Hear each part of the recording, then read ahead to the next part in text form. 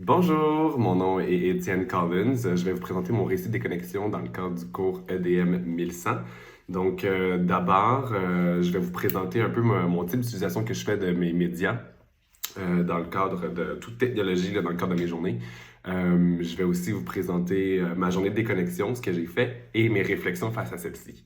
De manière générale, j'ai un cellulaire, un ordinateur, euh, médias sociaux, messages textes. Je suis quelqu'un qui est très actif, travaille dans le domaine des communications, donc je lis constamment les médias, je suis sur les médias sociaux, Facebook, Instagram, TikTok, Twitter et les médias traditionnels sont très présents dans ma vie à partir du matin quand je me lève jusqu'au soir. Et donc, pour ma journée de déconnexion, j'ai dû réfléchir à une journée où, notamment, j'avais pas besoin de travailler parce que travail oblige.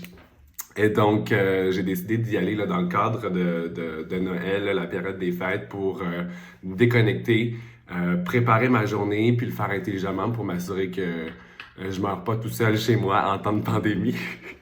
Ce que j'ai fait, j'ai décidé de... Donc, j'ai une petite bulle, là, j'habite seul à la maison, là, donc j'ai deux de mes amis qu'on se voit souvent les trois qui habite seul aussi à la maison, travaille à la maison. J'ai décidé de faire une marche sur le Montréal, qui est pas très loin de chez moi, en avant-midi, en après-midi en fait, et par la suite d'aller souper chez mon autre ami. Comme c'est notre petite bulle, là, il y a une sécurité là-dedans, puis je me suis dit que j'allais pas être seul à la maison, sans aucun média à vouloir capoter. On est allé faire une marche sur le plateau Montréal, souper par la suite. C'est sûr que ça a été un défi pour moi à travers la journée parce que j'ai l'habitude de consulter régulièrement mes médias sociaux, de parler à mon copain qui habite à Toronto. Moi, j'habite à Montréal, donc c'était sûr qu'il fallait planifier tout ça.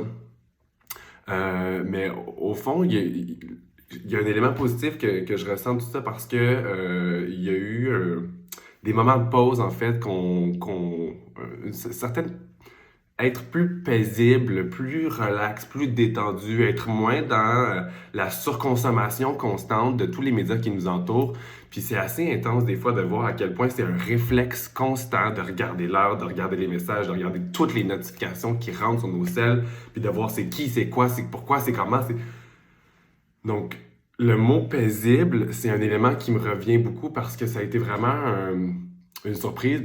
Oui, c'est pas la première fois que je fais une déconnexion, je veux dire, mais c'est quand même une surprise de voir à quel point on est addict puis qu'il y a une consommation constante de chaque plateforme de notification tout le temps, que ça va de Duolingo à Instagram, à maman qui nous écrit, à papa qui nous... Je veux dire, c'est constant, puis c'est fascinant de voir à quel point ça fait du bien de prendre ce moment-là pour soi, de relaxer, de décompresser, puis d'apprécier un peu plus l'environnement dans lequel on est, puis de juste se détendre tout simplement.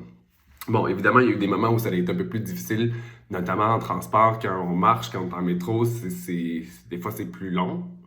Il n'y a pas de musique, il n'y a pas d'AirPods, il n'y a pas de médias sociaux ou un appel des fois pour se distraire, prendre des nouvelles de la famille ou des amis. Ça a certainement été long par moment. Des fois plate, des fois vraiment ennuyant. Surtout le soir, tu sais, plus tard, rendu à la maison, quand on se réveille le matin, on embarque dans une journée un peu plus rapidement. Café, douche, on s'habille, c'est paisible. Mais le soir, quand t'es rendu à la maison, puis tu veux juste comme relaxer, puis écouter un film ou écouter une émission ou être sur les médias sociaux, c'est un peu plus un défi de jusqu'à minuit là, de rien consulter. Mais ça l'a bien été. Sinon, il y a un élément que j'aimerais aborder un peu plus qui provient du texte Forme de déconnexion volontaire et temporalité de Twitter par Jean-Claude Demanget qui est paru en 2014, qui parle à un certain point de focaliser sur la réaction aux sollicitations immédiates. Focaliser sur la réaction aux sollicitations immédiates. Et moi, cette phrase-là m'a amené à réfléchir à deux éléments. La première, c'est Instagram, quand on publie constamment des éléments de notre journée, parce qu'il y a eu, je veux dire, marcher sur le Montréal, la forêt, c'était beau, c'était le fun, c'était relaxant. Mais il y a eu des moments où j'avais envie de partager ça avec mes amis, ma famille, sur les médias sociaux. Et ça, c'est un élément de gratification constant que tu cherches à avoir aussi des fois. Puis je me prends à regarder j'ai combien de vues, j'ai combien de likes, j'ai combien de commentaires, qui m'écrit, ah, mais... Donc, des fois, tu te rends compte à quel point c'est peut-être moins pertinent ces différents éléments-là.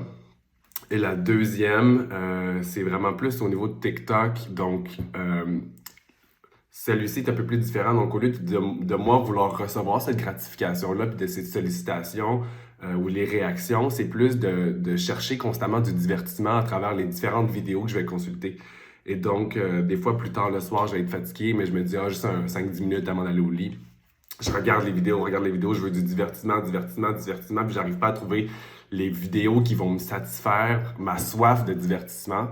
Et donc, de moi, d'aller procurer cette réaction-là parce que je veux du contenu qui est le fun, qui est divertissant, qui est drôle, qui est intéressant, qui est pertinent, qui est éducatif, peu importe. Puis des fois, de ne pas arriver à assouvir cette soif-là va être assez insatisfaisant, puis on en veut toujours plus. Donc des fois, c'est là où ça me fait réfléchir à ces moments-là et je me dis, paisible, paisible, fais juste déconnecter, relax. Puis cette déconnexion m'a amené à me dire que assouvir cette soif-là, des fois, va jamais fonctionner parce que tu es trop dans le désir intense, fatigué, longue journée, t'es tanné, tout t'énerve, puis t'es juste comme, ah, je vais juste... Bref, la déconnexion serait peut-être plus pertinent que la quête de ce divertissement-là. Puis sinon, je voulais aussi référence au manifeste, le manifeste média archéologique, qui est un travail co-signé qu'on retrouve en ligne. À la ligne 10 du texte, il mentionne « Nous, médias archéologues, cherchons à analyser et mesurer les effets des médias numériques sur l'écriture, le sensortium et la pensée. » Et je me dis, évidemment, on valorise cette déconnexion-là. On valorise les gens qui peuvent avoir des flip phones, qui sont moins à la recherche de cet Internet, médias sociaux 2020, 2021. Est-ce que on se fait mal à nous-mêmes en valorisant un peu cette déconnexion-là, considérant qu'on travaille dans l'industrie de la communication et qu'on vit un peu de ces médias-là?